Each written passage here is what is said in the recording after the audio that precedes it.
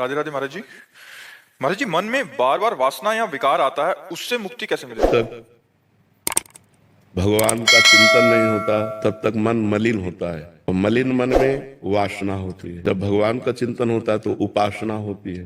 उपासना से ही वासना का नाश किया जा सकता है। यदि हमारे जीवन में उपासना नहीं है तो वासना ही वासना है। अगर हम वासनाओं में उतरते हैं तो और खतरा है, इसकी कभी पूर्ति नहीं होती। जितने वासनाओं को कंट्रोल में नहीं कर पाए वो सब जेल में भरे हुए हैं या नरक जाते हैं, दुर्गति को प्राप्त होते हैं।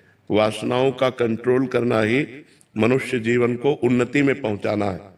तो वासनाओं को कंट्रोल किया जा सकता है भजन के द्वारा। बिना नाम जप के हम वासनाओं से निवृत्त नहीं हो सकते। नाम जप खूब करो। नाम जप करने के लिए पवित्र भोजन चाहिए। यदि अपवित्र भोजन पाओगे तो नाम जप नहीं होगा। मांस बनने वाले होटलों में भोजन पाओगे, गंदे तरीके से बने हुए पदार्थों को पाओगे तो तुम्हारा स्वास्थ्य ठीक नहीं रहेगा, तुम्हारा चिंतन ठीक नहीं रहेगा। जिसका स्वास्थ्य ठीक है, जिसका चिंतन ठीक है, वो अपने विचारों को भी ठीक कर लेगा, और जिसके विचार ठीक है उसका चरित्र ठीक है। जिसका चरित्र ठीक है वही मनुष्य है और वही उन्नति को प्राप्त होता है। आध्यात्मिक उन्नति उन्नति है, लौकिक उन्नति उन्नति नहीं है।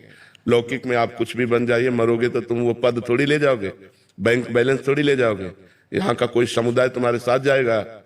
जीवन में लाखों का मेला जुड़ा, हंसा जब जब उड़ा तो अकेला उड़ा, कोई साथी नहीं है।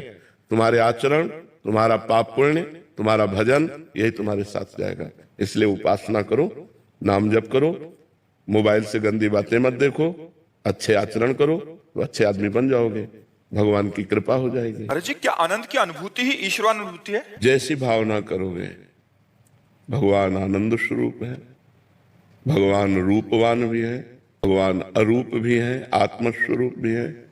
जाकी रही भावना जैसी, प्रभु मूर्ति देखी तिन तैसी। हम जिस भावना से आराधना करते हैं वैसे ही हमें परब्रह्म परमात्मा का अनुभव होता है। साकार निराकार आनंद अनुभूति, साक्षात दर्शन, जैसी हम भावना करते हैं वैसे ही हमें भगवान का अनुभव होता है। वैसे भावना सिद्ध तभी होती है जब गुरु परंपरा से जुड़ा जाता है, और गुरु परंपरा से भावना होती तभी वो सिद्ध होती है जाती। पर जी, क्या ज्ञान होने पर ये सृष्टि नहीं रहती? सृष्टि रहती है, आकर्षण नहीं रहता। सृष्टि तो यथावत रहती है, सृष्टि कभी बदली नहीं। भगवान के अवतार लेने पर भी सृष्टि नहीं बदली। ऐसे ही जड़ चैतन्य पापी पुण्यात्मा अच्छा बुरा सब ऐसे ही रहा है, लेकिन हमारी दृष्टि बदल जाती है। सृष्टि ऐसी रहती है, हमारी दृष्टि बदल जाती है। न स्त्री न पुरुष न जड़ न चैतन्य, सिय राम में सब जग जानी, करो प्रणाम जो जुग पानी। वो जब भगवत साक्षात्कार हो जाता है, ज्ञान हो जाता है, तो सर्वम खलमिदम ब्रह्म ने नानास्ति किंचन, सब जगह उसे ब्रह्म दिखाई देता है, ब्रह्म के सिवा कुछ नहीं। अभी हमें स्त्री दिखाई देती, पुरुष दिखाई देता है, जड़ दिखाई देता है, चैतन्य दिखाई देता है, उसे दृष्टि बदल जाती है। जो ज्ञानी पुरुष है उसकी ब्रह्म दृष्टि हो जाती है, जो भक्त पुरुष है उसकी भगवत दृष्टि हो जाती है। सृष्टि वैसे ही रहती है, दृष्टि बदल जाती है। महाराज जी, मन और उसकी विविध अवस्थाएं क्या है? मन की एक ही अवस्था संसार में है, 5 इंद्रियों के साथ शब्द स्पर्श रूप रस गंध का भोग करना। और जब भक्ति में या ज्ञान में बढ़ता है तब उसकी अवस्थाएं बदलती है।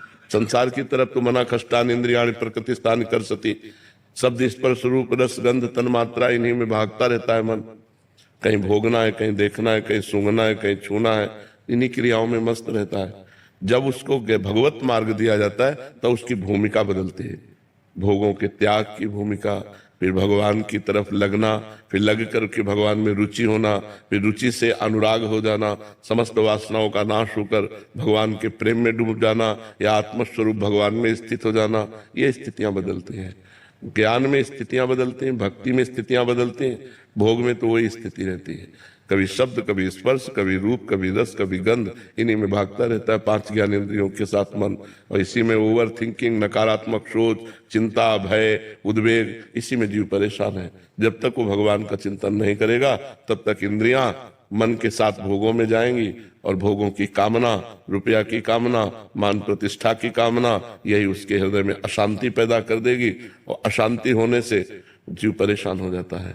उसे कभी शांति नहीं मिलती। रुपया से, भोगों से कभी शांति नहीं मिलती। शांति मिलती है परमात्मा में चित्त जोड़ने से। जितना हम नाम जप करेंगे, जितना भगवत लीला कथा सुनेंगे, जितना शास्त्रों का स्वाध्याय करेंगे, उतना ही शांति